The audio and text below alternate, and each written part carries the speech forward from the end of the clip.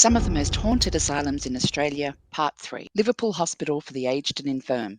Commissioned in 1821 and completed in the early 1830s, this complex in Sydney's southwest has been a convict hospital, a military hospital, a benevolent society for the sick and aged, an asylum for the destitute and infirm, and Liverpool State Hospital and Asylum before becoming a technical college in 1958.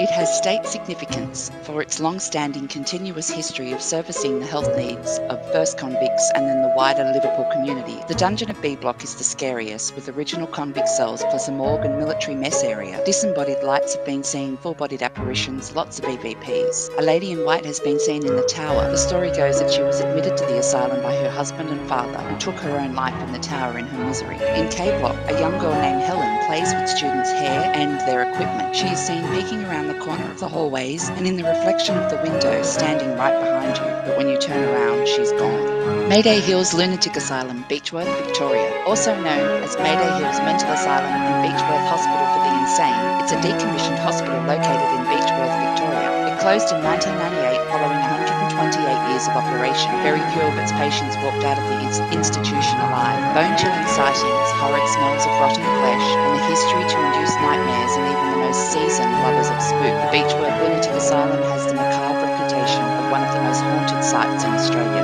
Woolston Park Hospital, Queensland. The Woolston Park Hospital was the most notorious psychiatric facility in the country until it closed in 2001. Patients who survived or managed to flee the facility described being sexually molested, tortured, electric shocked, and given medicines that are now prohibited. They reported how warders and other patients sexually attacked young women who were barely in their teens. Survivors carried the trauma of their time in the asylum for the rest of their lives.